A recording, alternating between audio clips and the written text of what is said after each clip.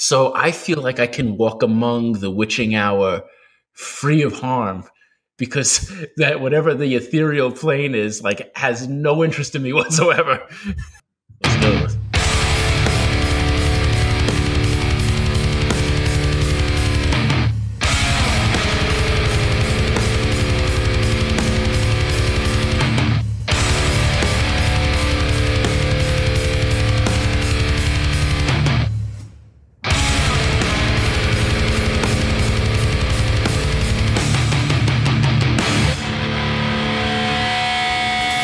Yo, what's going on, everybody? This is John Contino, and this is the Nose podcast. It's the first one ever. I'm going to talk like I am known to do, and we're just gonna, have fun with this. The purpose of this is basically to, help out in the world of design and the world of life. And I'm going to offer my expertise in all those things. So we'll see how that goes. See how long this lasts. So before we get started, I want to introduce you guys to somebody. This is Brent. He is my intern extraordinaire. Probably a little too old to be an intern, but that's okay. No. we'll let him slide. We will also let him slide on the fact that he is Canadian. So you will hear about that. And Brent is going to be kind of running the show. He's going to be kind of like the producer. He's going to be asking the questions, being the guy that kind of like steers the ship a little bit and, gets me back on track when I'm being a maniac. So, Brent, say hello to the folks out there, all probably like six and a half of them that we're going to have once this launches. Hello. Nice. Yeah. Settle down. Take it easy. So let's kick right into it. Brent, where should we start? Do you want to do a quick round of questions and then maybe let's do some warm-ups? Take some BP. Do a little BP on the old question front. All right. That's batting practice for you Canadians out there. Yeah, dude, I don't know anything about baseball. You're on the opposite side of the country, so you have no idea, right? Like all you got is Toronto. It's true. Yeah. We throw snowballs, not baseballs. Oh God, it sounds awful. Do we sound too similar to be doing a podcast? Do we sound similar? I don't know. I mean, I think the people can chime in and let us know if because that's a problem, right? Like when people listen to podcasts, they like don't know who is who. I think we're going to be okay. All right. I mean, we'll leave it up to them. I say yo and you say a. Yeah. That's how you can distinguish between the two of us, just in case you were wondering. We got a lot of really good questions that maybe you can blast through fairly quick. Yeah. There might be more to some of them, maybe. But this is good. This the warm up round. We'll loosen up. Okay. And for anybody that wants to know, we'll reiterate at the end, but we'll be taking questions. We're going to keep them anonymous. So please, like when you submit your questions, make them as they could be as wild and crazy as you want, or personal, whatever. You will be anonymous unless you would like to be otherwise. So with that being said, we'll kick into it. So how did you come up with the nose being your brand identity? It's a really good question. I have a huge nose. So it was right there. It was right there in front of me the whole time. I think this person kind of went on to ask, how do they come up with something similar to that? Yeah, that's a good question. Like, I've done talks about stuff like this before too. And there's a little bit about this in my new book, Brand by Hand, coming out on Abrams, October 23rd, available for pre-order on Amazon. Thank you. I am my own sponsor. So a lot of what kind of branding your own stuff is basically kind of let me go back a little bit. When you brand anything, it's kind of like you need to look at the product or the company or whatever it is that you're working with and really analyze it. And when you analyze it, you have to read between the lines and see what makes it unique, or what are the characteristics and the traits that make it special or make it what it is.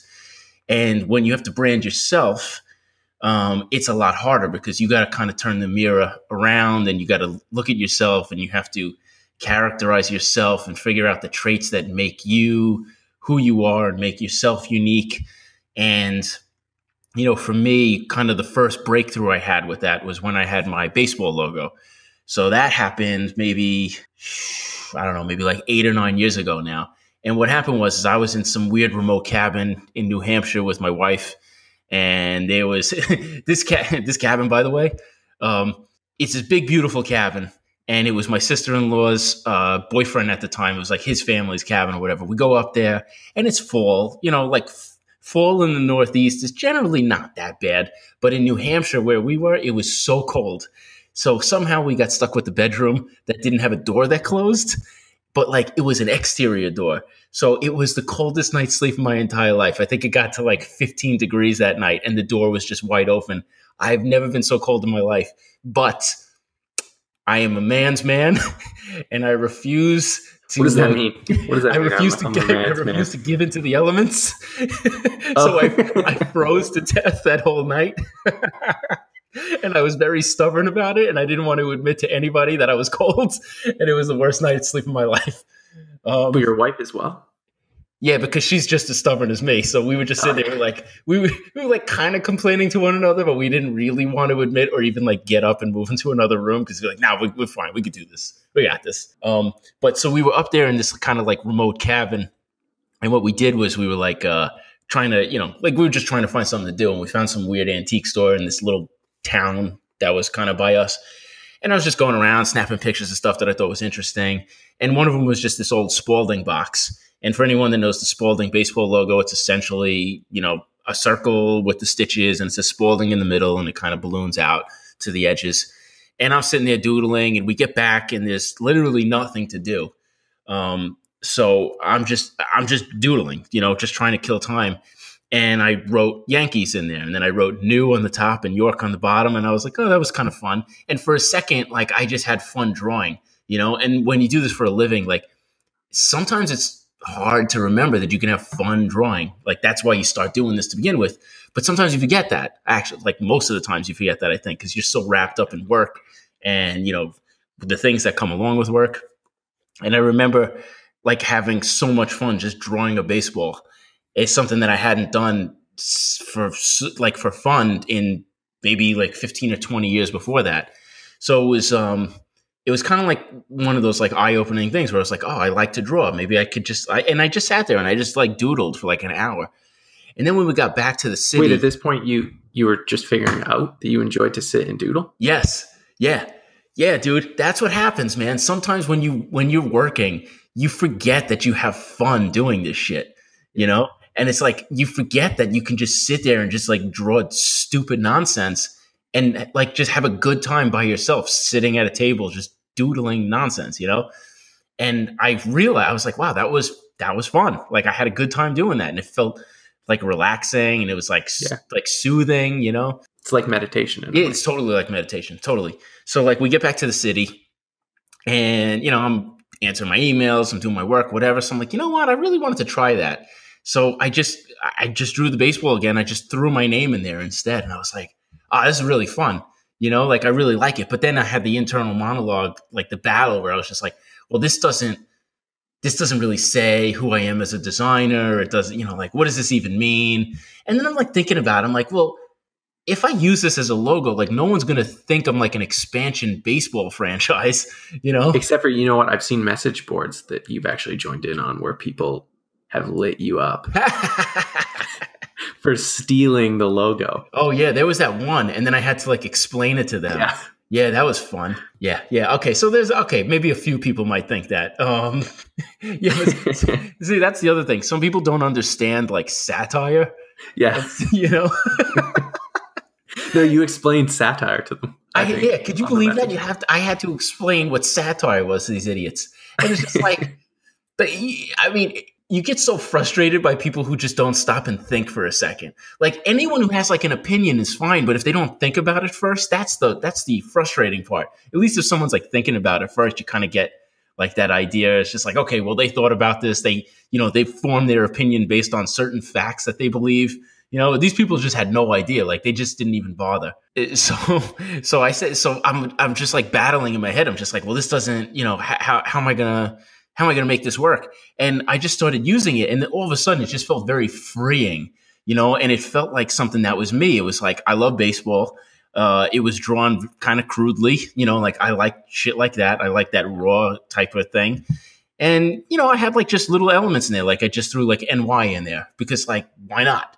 and it felt fun. And it just like, it opened up this whole world to me where I could take bits and pieces of who I am and make it something that I could put forward facing to the world and have it represent me in a way that I felt proud of. So then when we got to, like after a while, you just get bored of stuff, and when I moved into the new studio, I was just like, it really needs like a name, like I hate being in a new place and not christening it with something, in like my family, like we're like New York Italians. We all got big noses. It's always been an internal joke, with us, like inside joke.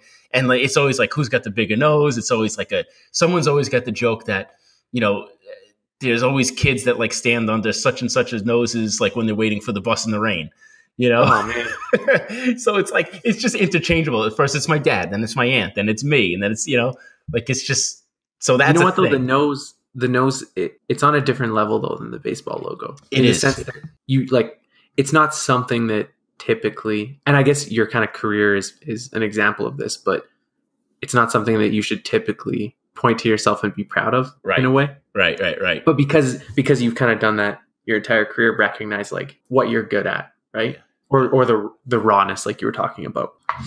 It's also, my other thing is too, it's not even so much like, I like being able to acknowledge things that may be perceived as like a weakness or a negative trait.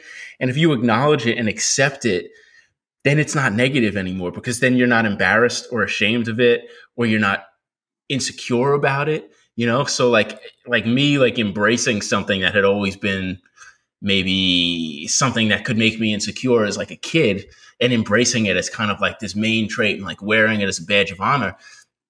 Not only does that take away the ability of someone to use it against me, but it also kind of gives me a certain type of empowerment that no one else can have, because it's a belief in something that should maybe be inherently considered like a weakness, basically, like, and just taking that and turning that into a strength is such a bigger strength than just something that you're good at. It's like this, it's got this power to it that's just like, you can't take that, like, no matter what you do, you can't take that away from the person, because it's something they've had their entire lives, and it's something they've dealt with in one way or another. And it's just like the fact that it's just so like, honest. Yeah, it's as honest as you can be. Like, you can't look at that and think that I'm going to be bullshitting you, because I'm taking something that everyone like might see and be like, oh man, this guy's cool, but look at the fucking honker on him, Yeah, like, no, absolutely. Absolutely. And there's nothing grosser though than when somebody's trying to be something they're not. Exactly. Right? Yeah, exactly. And I think that any designer that when they start and they're trying to brand themselves, they're never who they are when they brand themselves. Like, it was me too, like for years, like I needed to be corporate and clean and this and that and blah, blah, blah. But that's never been me. It's never going to be me. And the more and more you're able to kind of look at yourself in the mirror and just be like, this is who I am, I need to embrace this, the easier it is to brand yourself and make it something that's memorable that people actually appreciate, because they see that and it's like, oh, that's a real person doing real things, honest with himself about who he is and what he's about and whatever. So there's my short answer. Perfect, man. I think that's perfect. It's kind of like, to relate it to like stand-up comedy or something. You don't want to hear a stand-up comic tell a joke that isn't their joke. Right. It's just, it's not right. Honest. No, it's just like, I think that's kind of like where some of these, like of the more famous comedians became so popular, because they were able to kind of crack into, like the psyche of where everyone, tries to avoid, because it makes them uncomfortable. But the easier it is, like, here's a good example too. I forget who it was. I forget which comedian it was, but after 9/11, it was especially in New York, was very somber. New York was not New York. Everyone was like walking on eggshells. It was very, very nervous time. And I remember, how old were you? 18. 18. Yeah. Which is also funny too, because I did a lecture at my old college for like some of the kids there, and they were telling me about their final project and blah blah blah, and I was like, what are you guys working on? And they were like, well, this is our thesis project and blah, blah, blah. I was like, what's the theme? And they were like, well, we're working on social issues. And they were like, what was yours? And I was like, we didn't have a theme. I said, we didn't really even have social issues then. I was like, it was right after 9/11. So everyone was kind of like very, like everyone was very like full, like there were no one was like bickering with each other at the time because everyone was very nervous, and they turned to me. They were just like, oh, we were in kindergarten when 9/11 happens. Yeah, man, I was grade 3, I think. Oh my God. Makes me feel so old. Man, that's insane. Yeah. No, but I remember like even here in Canada, the atmosphere changed. Yeah. But then there was, I forget who the comedian was, but whoever it was, like he made like a 9/11 joke, and it was just like the laughter of like relief, where it's just like, okay, we can acknowledge how fucked up this was, and we can, like we can get, like it doesn't have to be this weapon held against us anymore. We can use it as a weapon against that, so that we can help use it to build us back up again. And then people, like, the more you can start making fun of things, the more it's just like kind of taking the sting out of what it has. Like the mystique is no longer a negative power. You take that away, and then it turns it into like something that you can just use as kind of like a foundation to keep building yourself up and bring that confidence back to where it should be. Absolutely. Yeah, definitely. Like a joke has to, for somebody that gets offended by a joke, that would get offended by that joke, it's self-aware, right? So that it's funny, yeah, and right. And that's good design as well, I suppose. Yeah, no, it is. I mean, I think you really have to be self-aware, and you have to understand the humor in things, because, like, life is an absurd thing. It's like it's crazy shit happens, and you have to learn how to deal with it. And if you can't laugh at it and deal with it, it's only going to make you crumble from the inside out. It's going to be miserable. Yeah, exactly. So you need to learn how to live with those things and turn them into something that can just help fuel you for the future. And that's, how to branding 101 with John Contino, 9/11, chapter 1. Let's hop to this next question. All right. That was a nice one to loosen up. That was nice and quick. Yeah, definitely. This next one's going to be even quicker. All right, let's see. What's more important, consistency or talent? Consistency. Why? Always consistency. It's persistence forever. Because like I've seen people that are so super talented but so lazy, and that gets you nowhere. If you have 1/10 of that talent and you are 1,000 times more consistent, you'll be a billionaire to that person's like eating cat food every night. Like it's just, if you can just be persistent and use what you got, like use the tools that you were given, and just run with them and make the most out of them. That's all you really need. You just have to have the desire to succeed. I think that's more important than anything else, because you could have all the tools in the world, but if you don't have that desire and that kind of like ambition to make something of it, it doesn't really matter, because it's just wasted at that point. So growing up then, how many people around you, not family, because I know a lot of your family were artists and things like that. Yeah. How many people around you, maybe in school, also drew or designed? Or not many. Really, not many. Not many that I can think of. Like I had a few friends that like doodled, and they were pretty good at doodling, but that's not something that they were really interested in. They just happened to be pretty decent at it, but it's not something they wanted to do. So then were you were talented in a sense, right? Yeah, Being one of the only ones. I could always draw. I was always able to draw. Like when I was a kid, I was always drawing like Ninja Turtles on kids' notebooks and stuff. It was always that type of thing where it's like, oh, John, can you draw this? Can you draw this? Like I could always do that. But if I didn't, like there were kids that I went to high school with that were sick, like graffiti artists, but they were the biggest slackers in the world. Like they just like smoked weed and like wrote on walls and stuff, and then are probably in jail now. Yeah. I mean, the total waste of talent, because they were amazing artists, but they had no drive. So then is that where your consistency came from? Where the drive came from? My consistency, I don't know. My parents are very determined people, and I think I was just raised that way. And then I'm also like a control freak, and I never really got involved with like drugs or alcohol or even smoking cigarettes or anything, because I I was too focused on doing things, and anything that I perceived as something that could take control away from me in my goal to accomplish something was like the mortal enemy to me. So I always just stayed away from anything that I felt like would make me lose control, because I needed to be in total control, laser focused at all times, 25 hours a day. And so you fear kind of that being taken away. Yes. Yeah. If I have any fear outside of like family stuff, it's probably the fear of losing control. Yeah. Yeah. Big time. Big time. I feel like most freelancers, maybe not most freelancers, but I feel like everyone's trying to escape so they can be their own boss. Yeah. But it's maybe not in the same sense as you. Yeah.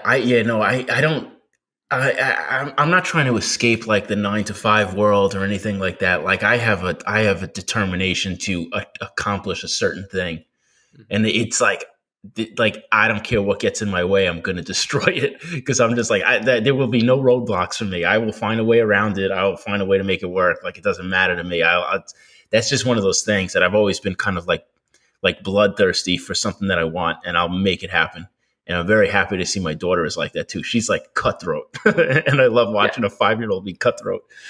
Man, like you post videos of her singing, and it's impressive. Yeah, she's got skill, and she's just like, if she feels like she makes a mistake, now it's probably like we probably have to help her like reel it back a little bit. But like if she feels like she made a mistake, or even like we play Mario Kart in Nintendo, and if she comes in second place, she's furious. Oh, man. But like a 5-year-old playing Mario Kart with an adult and comes in second place, like that's pretty damn good. Well, I mean, it's not that good though. Yeah, it's not perfect. It's not first place.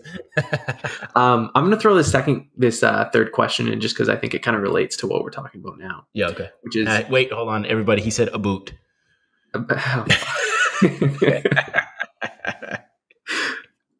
Oh, fuck, man. So you think consistency over talent? Definitely, yeah.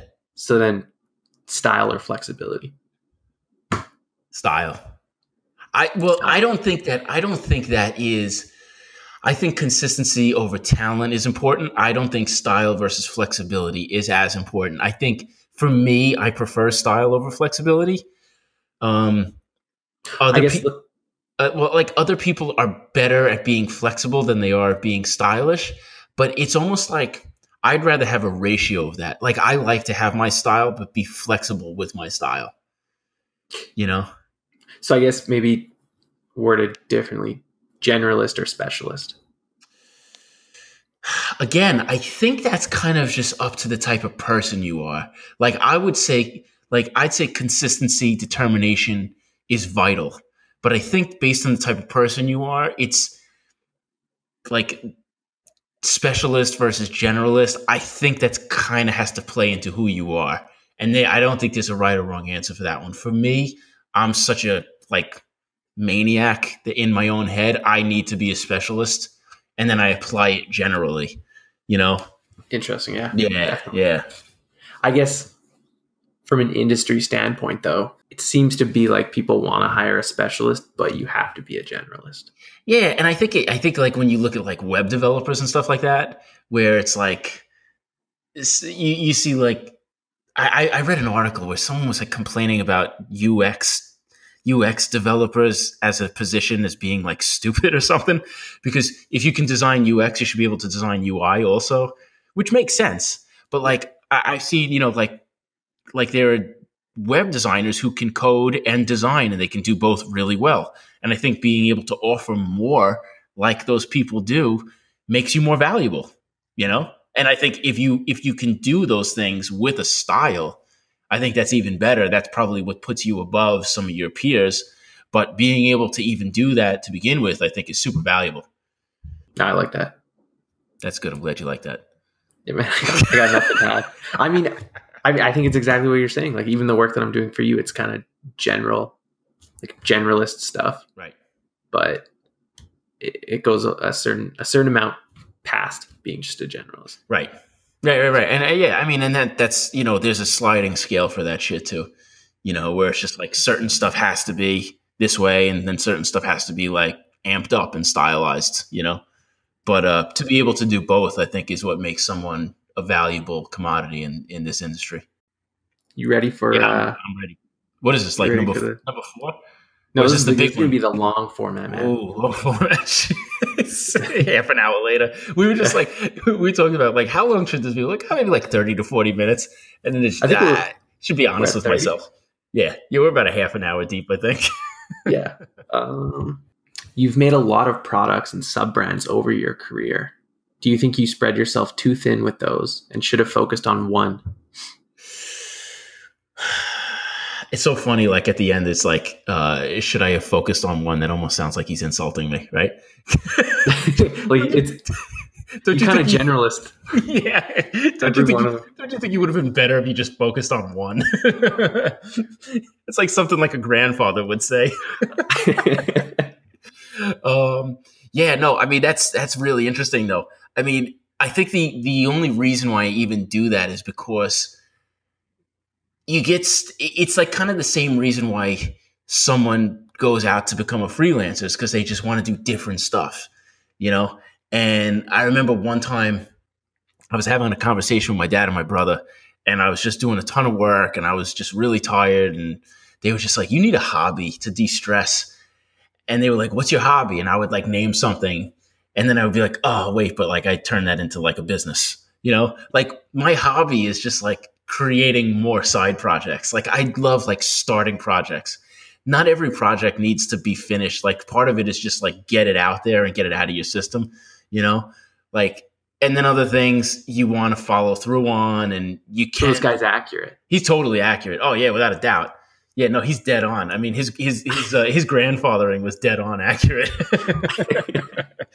To give him the benefit of the doubt, I don't think he's coming at you, but he should have. No, I know he's not. He's not. He definitely should have taken a harder stance. Be like, yo, focus.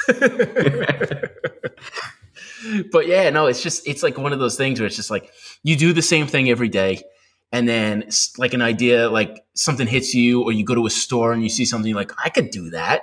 You know, and anytime you see something where you're like, I could do that, is when you are just like, here's a new venture. And whether or not you actually want to follow through, like how many times do you see something, or like someone's just like, oh, I always wanted to open a bar. You know, like how many friends have said like, I just want to open a bar, you know, like people want to do that because they get bored and they think this is going to be fun and like a creative outlet where they could be really good at it. Opening a bar is a lot harder than starting a t-shirt company because there's permits involved, you know? But you know what? Starting a t-shirt company, because you've started these companies, yeah. Does it make you angry? Because I know I get angry. I mean, I get angry about everything. So the answer is yes immediately. No need to ask the question. Yeah, that's it. Thanks for listening, folks. Do you get angry when people talk about starting projects around you? No, not at all. Because I think that I like hearing people talk about starting projects, because that is probably the best part of a project, is the part when it's like the dreaming it up, you know? Yeah, they're not working. Yeah. Like I remember when I was in college, I wanted to start a t-shirt company, but I didn't feel like I could do it on my own. So I was like, talked to a friend of mine, and then I talked to another friend of mine. And I said, before I knew it, we had 15 people and 0 designs and 0 t-shirts. You know, you're trying to get salaries for all these guys. Yeah, exactly. We were just like, oh, this thing's going to be so sick. Everyone's going to buy a ton of these. But like, we didn't even make anything, and it was dissolved before we even made a single design. Do you ever rip out the calculator and be like, if I sell this many, of course, absolutely. I live and die by the calculator. Yeah. It's fun to it's like being a kid and having kind of like that make believe, you know, where it's just like, you know, today I'm a Ghostbuster, tomorrow I'm a police officer, then the next day I'm a scuba diver, the next day I'm a Tyrannosaurus Rex. And like, it's just constantly having that mental stimulation of thinking of something new.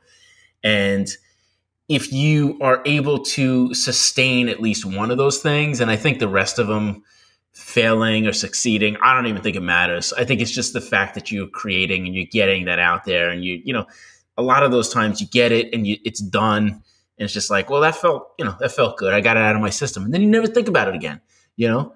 And it's just like, okay, that's fine. It's done, and I can look back on it, and I did 3 things and they're cool for what they were, and that was it. And whatever, I'm moving on. I never need to do that again. I feel like part of the frustration of being a kid, though, is like you come up with these great fucking ideas, and then you don't get to see them through. That's true. Yeah, that's true. I mean, you pretend to be a Tyrannosaurus Rex and then you never turn into one. It's very frustrating. No, that's true though. I mean, like there's a lot of stuff. Like when I was a kid, when Game Boy first came out, just like any other kid at the time, I was obsessed because that was the sickest thing. It was a video game that you could put in your pocket. It wasn't a piece of garbage. Like they used to have those video games. They were like Tiger, I think it was the company. And it was just like a static background and like these weird little black figures. So if it was like Street Fighter, it was just like a black figure whose leg like went up and down, up and down, up and down. And that's all it did, you know? And then when Game Boy came out, it was like a legit video game that you could just have. And I remember wanting it so bad that I sat in my room with construction paper and I drew out the Game Boy and I got tape or glue, like Elmer's glue, and I turned it into like a little box. And then I drew out a bunch of little cartridges and I would slip them in there and pretend like I was playing Game Boy.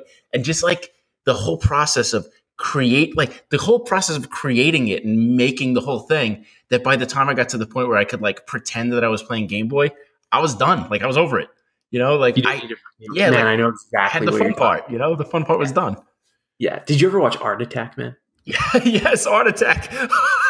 Dude, have you checked that guy out lately? No, I had his friend Mike that I grew up with. We stumbled on this Art Attack guy when we were like 14 years old on like, I don't even know what channel, like PBS or something. Guy was a maniac, absolute maniac. In the best way possible, though. Yes, but also slightly creepy. Yeah, I mean, I feel like, I don't know, man. Like he made so many things and I would sit there and like make airplanes with him. Yeah. Like it was the best shit. I'd have like 30 airplanes laid out across my floor. Yeah. I love being able to be a kid and create those things and to be able to feel accomplished doing nothing is a great feeling. Like I said, I mean, you're doing something, but essentially it's nothing because you're a kid. It means absolutely nothing. It's just like an exercise in creativity. But like you start it, you're in the process of it, and then you're done with it. It's so satisfying. And I think that's what like all these stupid little side projects are. So like sometimes I'll start one thing and then I'll get to a certain point, and sometimes it's not even feasible to continue past that point. And I realize that because like you think about a certain project and you're like, well, yeah, I could totally do this. And then you start getting into it and you start like pricing it out or figuring out how long it takes to produce or what you need to make it happen. And then a lot of times that'll be the brick wall. Yeah. No, sometimes it's like that. Other times it's just like, well, I lost interest in it. But I think it's nice to always have an outlet like that and to always keep trying new things because you never know which one's going to stick. You never know which one is really going to grab you. Like you might not even know, like you're just like a paper airplane designer. And for some reason it like becomes a cultural phenomenon. And then all of a sudden you're making millions of dollars off some stupid shit that you would have never known to try had you not had that urge to figure it out, you know? But I think all those avenues are kind of going back to just being honest with yourself. Yes. Well, definitely. Yeah. Yeah. Without a doubt. It's always just like kind of like you get that like that voice inside of you that's like, do this. You know, hopefully it's not like Son of Sam type of thing where it's like, go murder. I mean, unless it is. Yeah. Well, and I don't want to deny people. I guess he followed through too, right? I mean, yeah. Guys, if you're thinking about murdering people. Yeah. I just hear, you know, like you hear a voice in your head, you hope it's like about like drawing things and not, you know, killing. No mass murder, please. It's like, do you remember being a kid when the electricity used to go out? Yes. That's the greatest time in the world. Yeah, that's where you truly have to imagine. Love it. It was, you know, even like as an adult, there was, I forget what year it was, like maybe 2003, there was like an entire East Coast blackout. And it was like, I don't know, man, like 10 states and part of Canada were all blacked out, I think. And it was amazing to just. We don't have electricity up here. Yeah. Oh, yeah, that's true. Yeah, you're on like some kind of weird satellite phone right now, right? Yeah. Yeah, no, it was just like amazing to just have no electricity and just you go out in the street and people are out in the street and it just like changes the way you view the world. You know, I love those like shifts in perspective. You know what's really killed that though? Like cell phones. Yeah, cell phones destroyed it. Because like when electricity goes out now, I just hop on my phone. I still have the internet. Yeah. Except for like me, like when we had that big storm here and there's no cell phone coverage on my block. So like when the storm came and hit and knocked out the power and the cable, I didn't have cell phone reception either. So I was like right back into the Stone Ages. I didn't know what to do with myself. We were watching DVDs. Oh, like man. I took a DVD out and I put it in a DVD player and we watched it. How many DVDs do you have? What's your collection like? Oh man, I had a pretty decent amount of DVDs. I had like a lot of box sets, like a Sopranos box set, Mystery Science Theater box set, Twilight Zone box set, Futurama box set, Simpsons box set, Family Guy box set, and then like a whole bunch of like mafioso movies, like all the Godfathers, Goodfellas, like all like the History Channel mob bosses, like all shit like that. Oh yeah. And then like just a bunch of goofy comedies and whatever. That's my collection. You know Planet Earth? Planet Earth. Yes, I do have Planet Earth. Yeah, no, I totally do. Right. Yeah, because I got like that high def TV when that came out, and now you watch it, it looks like garbage. Oh man. Oh yeah. All I remember about Planet Earth was like that shark, like slow motion jumping out of the water and like eating that seal, and they used it on the commercial like constantly because they were like, oh, it's filmed in like high def, whatever. That was the only high def clip. Yeah, I think so. I think so. Yeah. It was worth it though. Yeah. People like us designed that box set. Yes. High def. Yeah, definitely. You ever know like everything's like 4K and 8K and you like watch it, you're like, oh my God, this looks like it was shot on a camcorder in 1994. Do you ever look at those like TVs though in the stores and they always have like 8K footage? Yes. And it's like, this is not going to look like this when I get No, it never does. And you bring it home and you put it on your wall and you're just like watching the same stupid shit and it looks exactly the same as your last TV that was like 1080p. And you're just like, all right, I guess I'll keep watching 1080p on my 8K TV. Man, have you ever seen Gone in 60 Seconds? Yeah, I have. Okay. The original or the new one with Angelina Jolie and Nicolas Cage? That's my original. That's the I only didn't one. know there was one before that. Yeah, I think there was one in like the 60s or the 70s or something. I think it's a remake. Oh, well, man. Yeah, no, I've seen it. You got anything with that or you just wanted to like throw that out there? Yeah, no, I'm just saying. Planet Earth, man? You got Planet Earth? Yo, dude, you got Planet Earth? You got Gone in 60 Seconds? Yo, bro, check it out. Gone in 60 Seconds. It's the fucking direct-to-DVD sequel. No, man. When I first, Stephen Baldwin. I remember I waited like 14 days for a service provider to come hook up my internet. And I didn't have, like, it was the shittiest experience ever. 14 days I watched. That's the only movie I had. Oh, wow. Gone in 60 I Seconds? Watched it. Yeah, dude, I watched it every fucking day. Well, I mean, do what you got to do, right? Yeah, dude. You had to make that sacrifice. I had one DVD. Oh my God, this is a good. That's a good story to tell. Like, you want to hear about hardships? I didn't have the internet for 2 weeks, so I had to watch Gone in 60 Seconds every day. Feel sorry for me, dude. I'd take sleeping on the streets any day over watching Gone in 60 Seconds. I don't know. I like that movie. It's like a star-studded cast. Yeah, watch it 13 more times and let me know how you feel. All right, I'll take that challenge. That's the Gone in 60 Seconds challenge. If anyone can watch that movie every day for 14 days straight, I'll give you a free T-shirt. Except there's like, I would do that, but there's no way to prove that someone actually did that. I'm just going to get like 100 emails of people saying, yeah, I did that. No, I think what needs to happen is somebody needs to live stream themselves. Live stream this for an hour and 40 minutes every day? Every day. And to only get a T-shirt out of that? I'm sorry. No, it's a really nice T-shirt, though. It's not, though. I'm not going to lie. It's a mediocre T-shirt. So you guys recently had a blackout. Yeah, we had so we were here. We were so where I live now. So I used to live in the city. I moved about an hour north of the city, bought a house, settled down, did the family thing. I got trees and grass and all that kind of stuff. I got neighbors across the street, like to borrow sugar from if I have to. And there was a storm that came through, and it was like 96 degrees. And it came in, it turned into a friggin' tornado. We had an actual tornado here, and it. So it's protocol. What do you do? I don't know. Just wait for it. Yeah, I just like went outside and watched it. That's what you're supposed to do, right? My only experience with tornadoes is watching the movie Twister, and I didn't have like a box full of like torn apart soda cans to throw into it and study its effects on weather. So I didn't know what to do past that.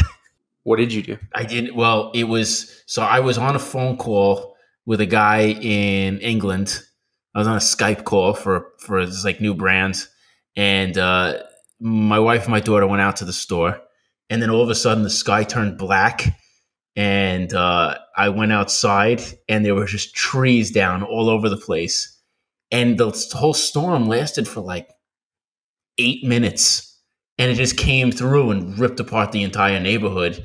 And it pulled like 200-year-old trees out of the ground. It didn't knock them over. It didn't break them. It just literally pulled them out of the ground and like threw them across the street. And I've never seen anything like it before. And it knocked out our power and internet. Like luckily for me, like I bought a generator when we moved here because we moved here right when Hurricane Sandy hit, and it knocked out our power forever. So I was just like, I'm not gonna do that again, you know. Like at least in the city, like there were Wi-Fi spots like set up, whatever. But anywhere outside the city, Long Island, Hudson Valley, New Jersey, whatever, Westchester, like when certain shit went down, it was hard for a lot of people to get back up. So I bought a generator, and I was like, never again. So I got the generator, which was great, but it ripped out the internet lines across the street. So I didn't have the internet, and I didn't have cell phone reception. So I was like, I had power, which was cool. We watched a lot of Sopranos DVDs, but that was it. You know, that's what you guys did. Yeah, that's what we did, and it was so funny too because like I needed the internet to get my job done, you know, but I couldn't get the internet. But like stupid things like the accent lighting in the garden was working just fine, you know. But oh man, I couldn't get on the internet to answer an email. It was brutal. You're just standing in the middle of the yard, cursing at your lights. Yes. Oh man, I had so many obscenities. It was so much cursing. It was ridiculous. Yeah, it was bad. So I'm glad that's over with. But I still have like slight like PTSD from. So this is how bad it was. So as you know, we're working with the Buccaneers on this kind of like identity project with them, and I had to download some like 2 gigabyte files, like photo files to put together like some of this billboard stuff. I was driving into the parking lots of places that had free Wi-Fi, like the hospital, a gym, a restaurant. And I had my laptop, and I knew some of the passwords. I guessed some of the other passwords, and I got on the networks, and I would be able to download, but they were real spotty from the parking lot. Like some would download and then they would stop halfway, and then I'd have to go to another parking lot and finish it. Starbucks has like free internet, man. Yeah, but like I didn't want to go to Starbucks. I thought it was better to sit on the sidewalk in front of my gym with my back to the door with a laptop on my lap than go to a Starbucks. People dropping change at your feet and shit. Yeah. Like I thought about going to the Starbucks too, and I was like, nah, I'm not that kind of guy. Oh man. If anyone can ever get a photo of John sitting at a Starbucks. Yeah, that'll get you a free t-shirt. Yeah. No, either that or you get kidnapped and like left somewhere, because I'm just like, don't show anybody that picture. All right, I got another question for you. Yeah. Do you have any ghost experiences? I have plenty of ghost experiences, but I've never personally seen a ghost. Like my wife has seen ghosts. So her house that she grew up in was haunted. It's from like 1860 or something like that. And we would go up there sometimes, and I always, like someone always had a story about like something weird that happened in that house, whether it's my wife or, my brother-in-law, my sister-in-law, my in-laws, whatever, friends who were just like, I was staying there one night and I saw a woman sitting on the side of the bed, like all sorts of stuff like that. And I never saw anything. And in my whole entire life, like my mom had seen ghosts before, my grandmother had seen ghosts before, and I've never seen anything. One time I saw, I didn't even see anything. My dog died when I was a kid. In the Sorry for your loss, man. Yeah, no, thanks. In the basement, all the games that were on the shelves kept getting knocked off. Like they would just go flying off the shelves for no reason. Like no way you'd see them fly off the shelves. I wouldn't see them. They would just be on the ground, or I would hear it fall off the shelf. Now, the shelves were not crooked. They were not falling down. It was nothing like that. They were just flying off the shelves. And stuff on my mom's dresser would fly off, like her rings, her watch, the remote control for her TV would just be on the floor. And then we got another dog, and it stopped. So wait, do you think your dog was haunting you, or you think your dog was protecting you from being haunted? I don't know. I didn't think about it that way. That way sounds terrifying. Dude, your dog was clinging onto this life, knocking shit off dressers. I thought it was. Then you got a new dog. Yeah, I thought it was more like the old dog who was just like in, I don't know, doggy heaven purgatory or something. And he's like, because when he died, he was like friggin' 30 years old in human years. Like he was old. So like I figured he was just like, he's like 30 years old is old in human years? Well, for a dog. Oh yeah. A lot of dogs die when they're 10. No, I thought you were saying like the equivalent of human years. Yeah. No, I'm definitely like lived past my life expectancy at this point.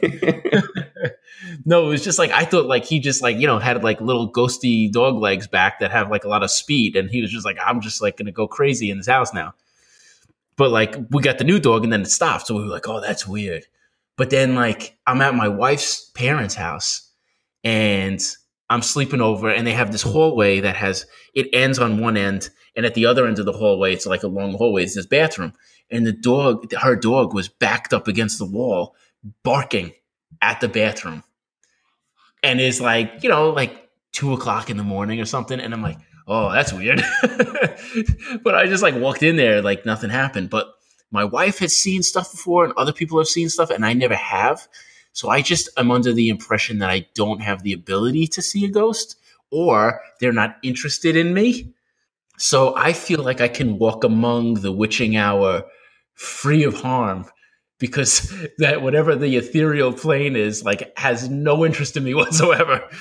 Man, I feel like I always come to like some kind of logical explanation for why something happened. I try to, but then it's like, what's the fun of that? Yeah, no, absolutely. You're like, right. Here's a good example, right?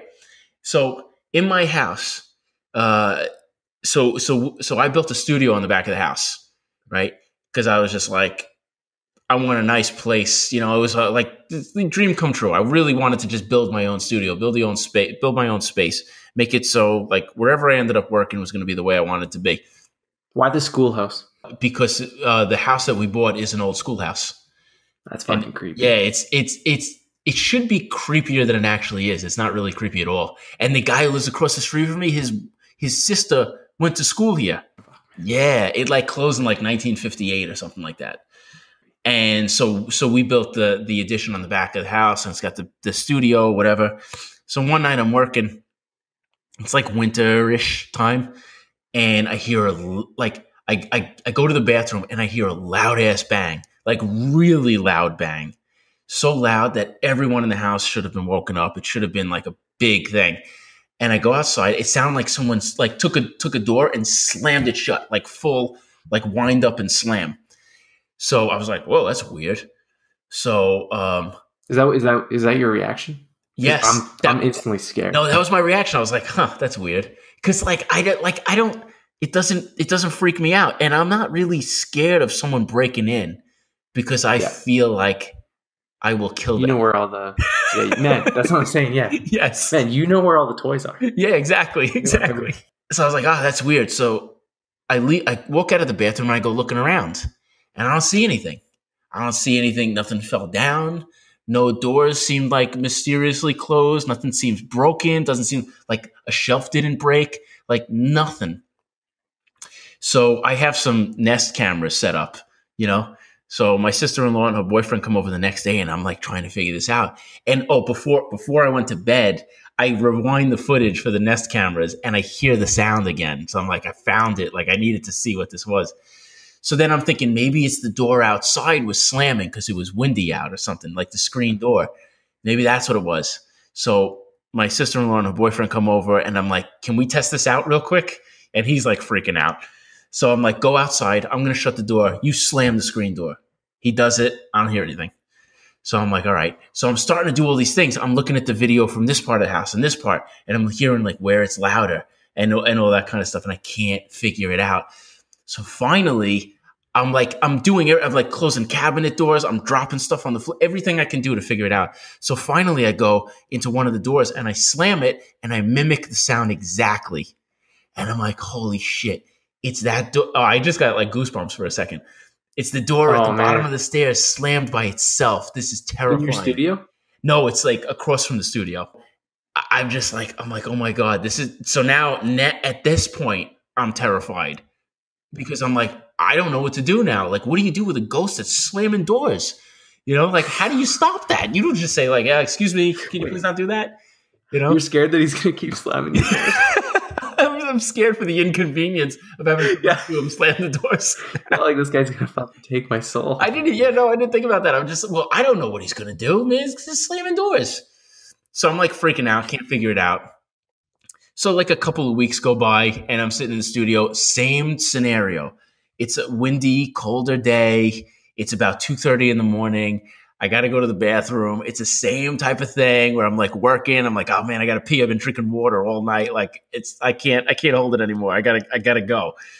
And up until this point, you're not going pee. Yeah. Cause I'm just I'm waiting for it to happen again. And I don't want to be locked in a room, but I can't see something, you know, like I need to be able to get up. Slapping. Yeah. Like I want to investigate. I need to know what's going on. So I've been holding it like every night for like 2 weeks because I'm like, I can't. Like I need to know, like it's going to happen again. I know it's going to happen again. It's not going to not happen again. So I'm sitting here and I'm like, all right, I got to go to the bathroom. And I hear it again. And I figured out exactly where it was and exactly what happened. And it's because, and I talked to the contractor too. And it's basically just like the house was settling because that part of the roof was brand new and it was cold. And it was just like the wood popping because it was just like settling because it's just like, so it wasn't the door. No, it wasn't. It just happened. It was like either like the sheetrock or like the stud in the roof or something because there's no attic. So it's like all of like the settling and, you know, like all the little things that happen into a structure once it's like settling in the ground because like the ground gets cold and then the ground gets hot and then this goes up and this goes down and blah, blah, blah. So whatever, I was talking to him. He's like, yeah, he's like, that happens all the time. He's like, it's no big deal. So I figured out what it was and I pinpointed exactly where the sound was and I followed it and that's exactly where it was. And that's all it was.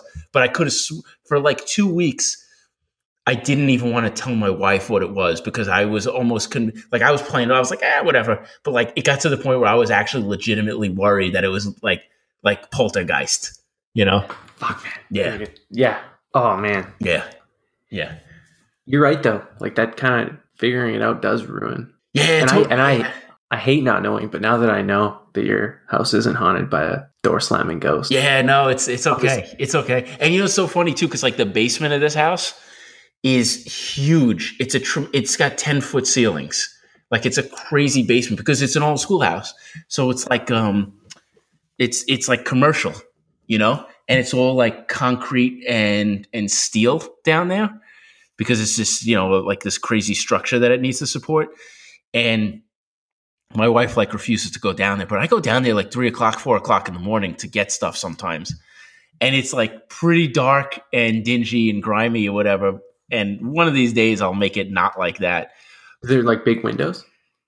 There's decent sized windows actually. Yeah. Because it's really high ceiling. So the basement, even though it goes, you know, underground, you can still fit a decent sized window in there, like bigger than I had in my apartment when I lived in the city, you know, which is funny because that was 2 stories up.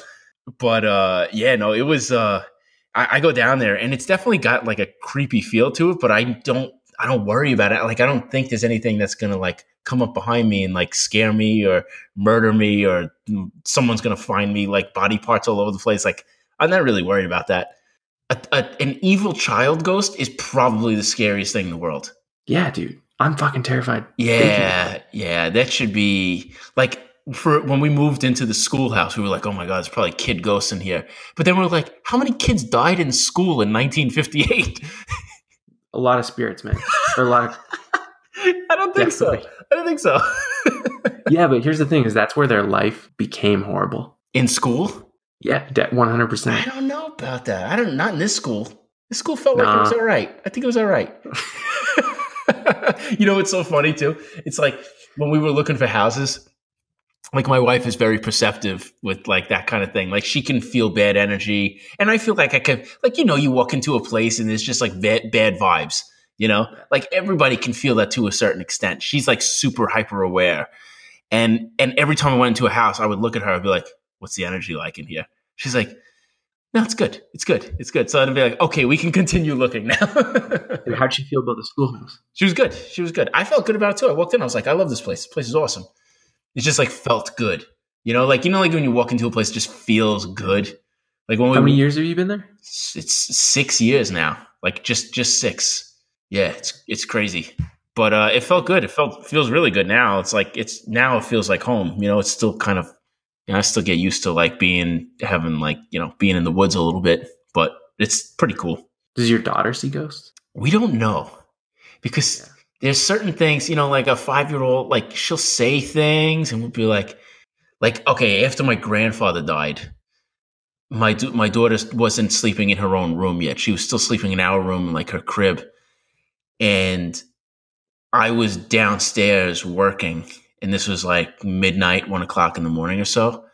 And my wife was in bed across the room from my daughter, and she heard a male voice say something like I'll always love you, or I'll always be there for you, or something. And she didn't think anything of it. And then she texted me and she said, oh, can you do this the next time you come upstairs? And I was like, what do you mean? And she's like, weren't you just up here? And I said, no. And she was like, what? And then she told me, and I was like, nope, definitely not me. And it kind of like the way it was said or whatever, we were just like, was that my grandfather? Yeah. You know? No, dude, I definitely, yeah. I can get on board for those. Yeah, I like all that stuff, man. Whether it's true or not, I don't even care because I just like, I want it to be true. I really like, I just love the concept of having like another dimension. You know, I'm not even religious. I just like the science behind it. I think that's where I come at it from. Like, I'm not religious, so it's really hard for me to believe it. Yeah.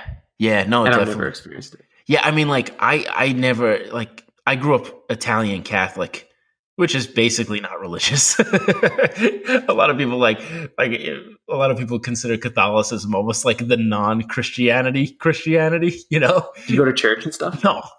I mean, I did when I was a kid. You know, like my brother was like an altar boy or whatever, but like I'm not. And, you know, like my grandmother was more religious, like Italian religious type of thing. And then my mom was like a little less. And then me and like my cousins are just, my brother, I don't think my brother really gives a shit. But like how many brothers you got? I got 2 brothers. And I know one of my cousins is definitely like straight up atheist. And like the 2 of us like really get along because we're just like, oh, let me tell you why religion is nothing. Oh man. But we're very like science oriented. But that, I feel like it doesn't take away from almost like the spirit energy, like transcending one dimension into another. Because there's a certain something about consciousness that, you know, that if there is so here's an example. Years ago, my aunt had like a party and she had a medium come over and everyone took a turn with the medium and the medium was like, oh, this and that and blah, blah, blah. And there's like a few things where I was like, wow, that was so crazy. I didn't believe it. It's ultra skeptic. And I was like, oh, that's kind of crazy. That was fun. And then for a couple of years after that, like every time there was one around or someone had something like that, I would always do it because I was like, I enjoyed it. And then you kind of get used to it a little bit and you understand like when someone's bullshitting you and you understand when something feels kind of right. And you're like, well, I wonder if there is something to this.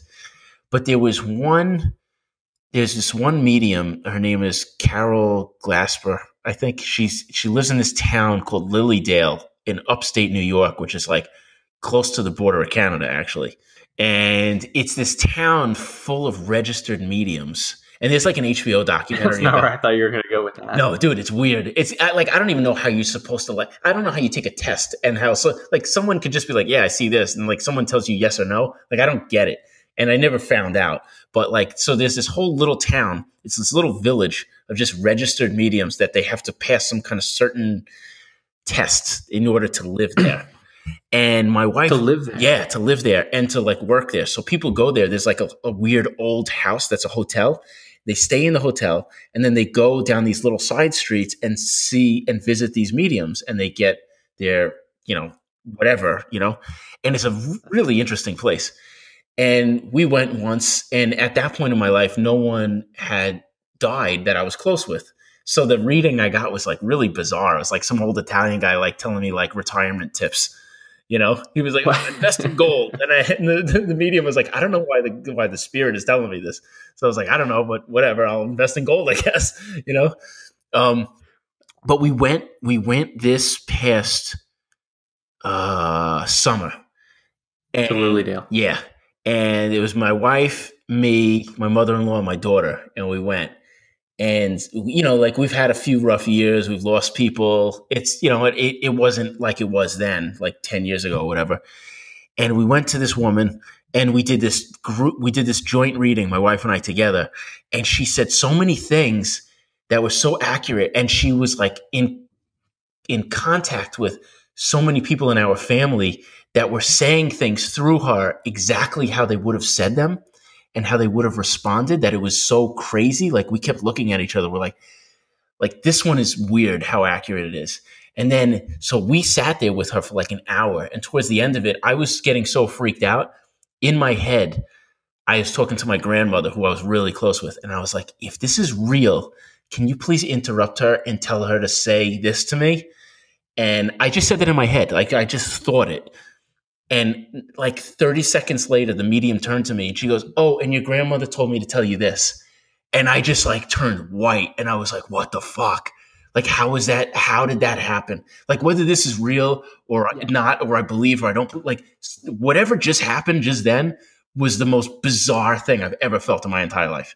Jesus fuck, man. Yeah, it was weird. It was weird. I walked out of there and I told because she said something to my wife that freaked out my wife too. And we walked out of there like pale as ghosts and we looked at each other and I was like, I need to tell you something that just happened.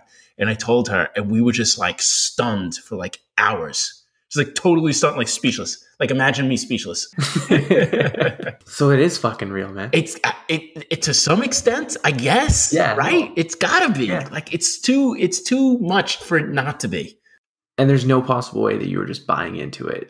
I can't, every time I sit with any of them, I'm just like, I don't like. We had one here for like a goof when I turned 35. Like my wife got one here to the house, and we were sitting in my studio, and I have all like stuff hanging up, like all my pennants and baseball stuff, and there's snowboards and secret society shit.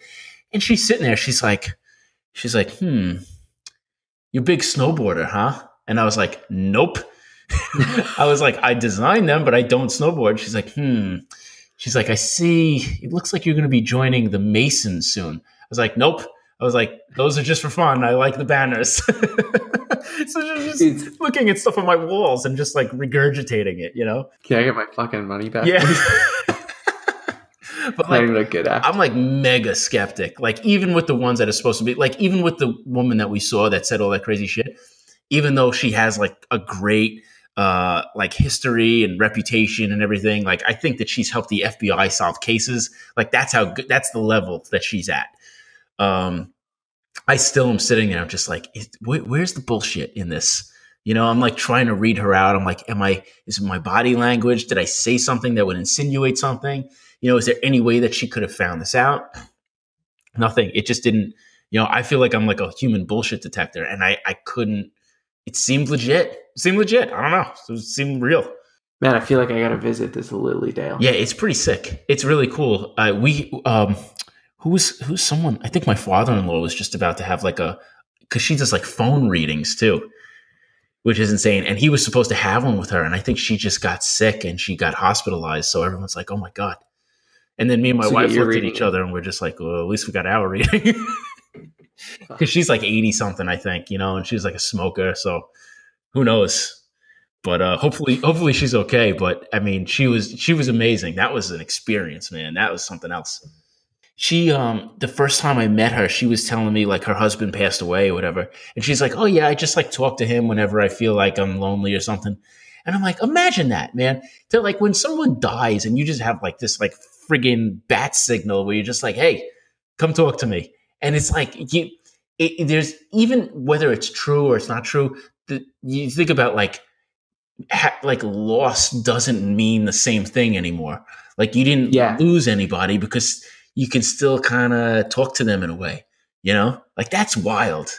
And not in like, there's the people who are like ultra Christian and they're like, well, I talk to Jesus or whatever, like that's kind of the stuff you hear all the time. And I'm just like I don't believe that. I just don't buy it. Like that doesn't mean anything to me. But then when there's like, you attach a person that existed to that same scenario, then all of a sudden you're just like, oh shit, maybe somebody's onto something, I'm still not religious and I don't think I ever will be. Have you experienced anything else with your grandmother other than? No, my wife did. After my grandmother passed away, and like I said, we were like super close. There was, my wife had this dream, and throughout my wife's life, she would have like random dreams of like people who were dead would like visit her in the dream. Like she told me one time this kid who died in like a car accident, I think it was something, I might be getting the details wrong, but he was like, she was driving in her dream and he was in the back seat and he's like, am I dead? And she's like, yeah, you are. He's like, I didn't know I was dead. Like having that kind of conversation, like just like this realization. Yeah. And like, she was like in a car with him. Like it was like shit like that, So she had this one dream where it was like this older looking person and my grandmother, and she's sitting there and she's like talking about my daughter because my grandmother died about a month after my daughter was born. And they're like she's just like, oh, she's so great. I love her. She's amazing, blah, blah, blah, talking about my daughter, whatever. And my wife's telling me the story and she's like, yeah, she had like orange sherbet. She's like, I don't know. It's like weird. They were eating like orange sherbet. Like, and I was like, oh, that's weird. I was like, did I ever tell you about that? And she was like, no.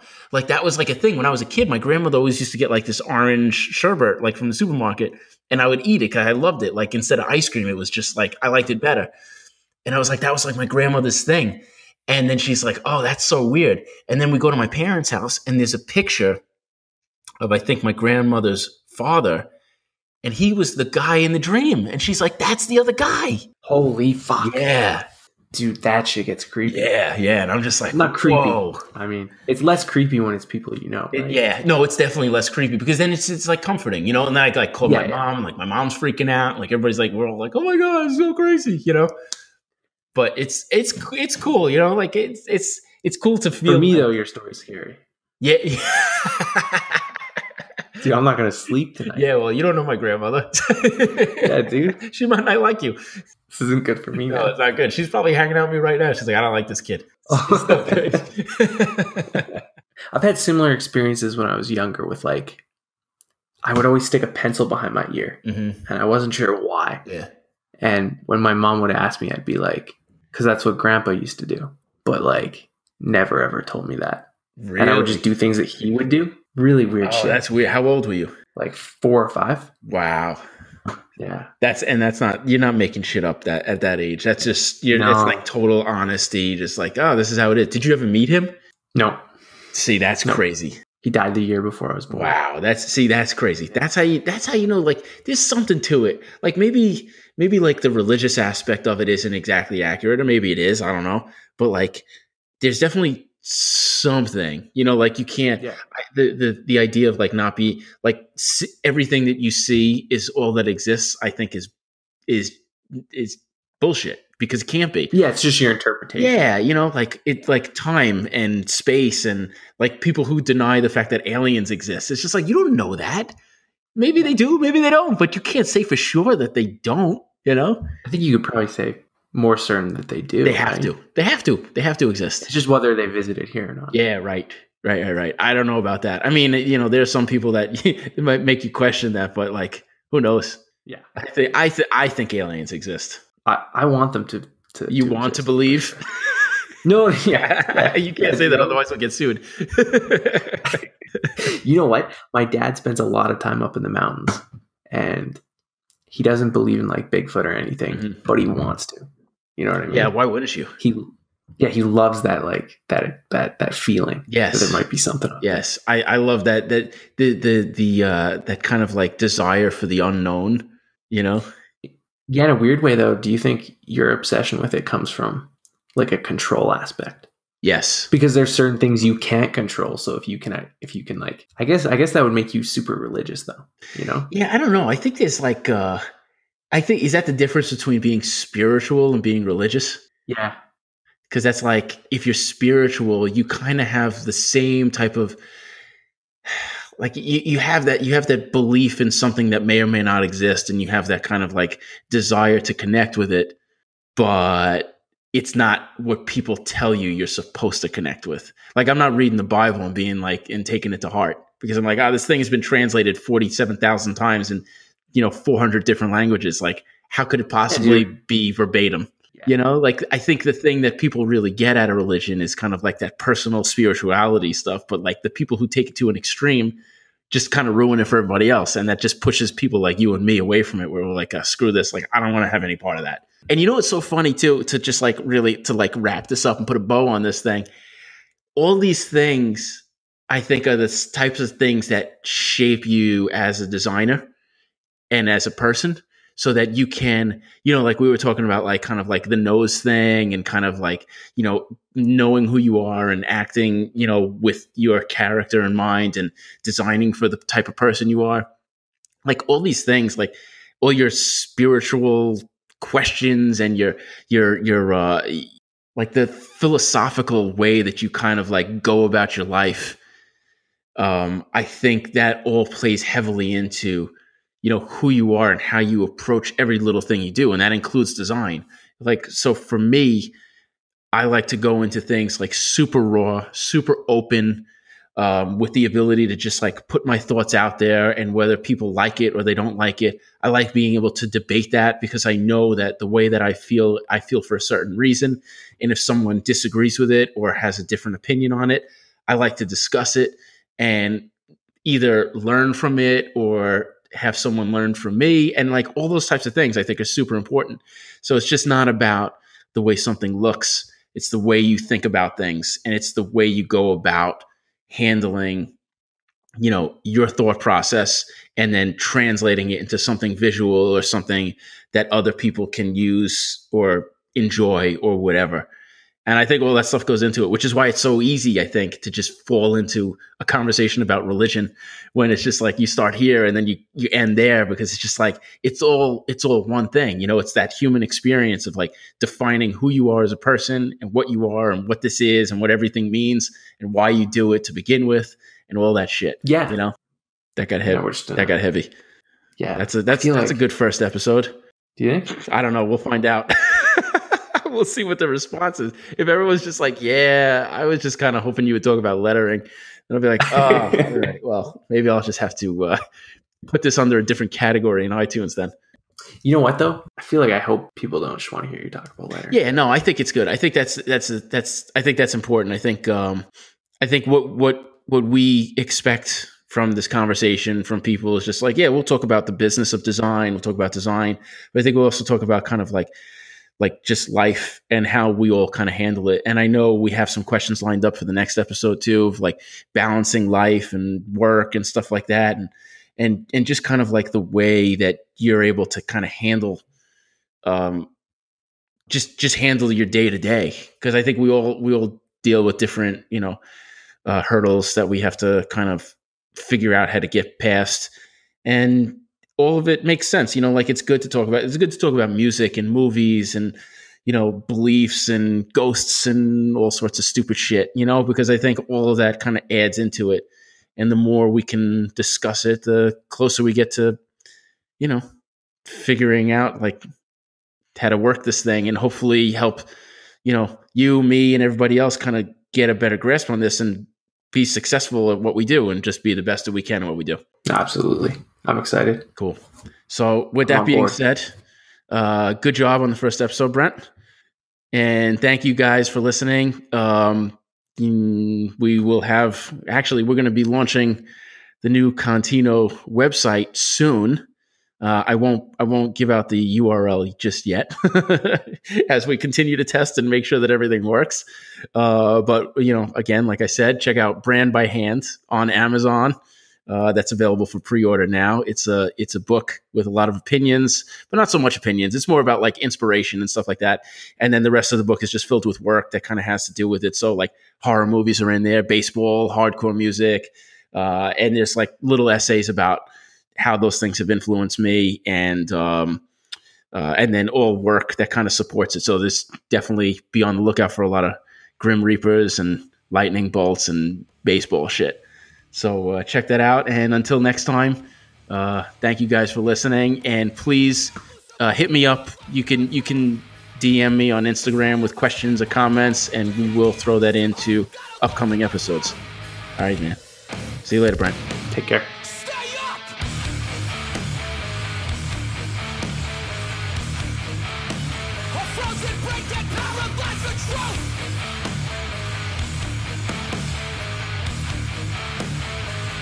Till the soul's not leaking through.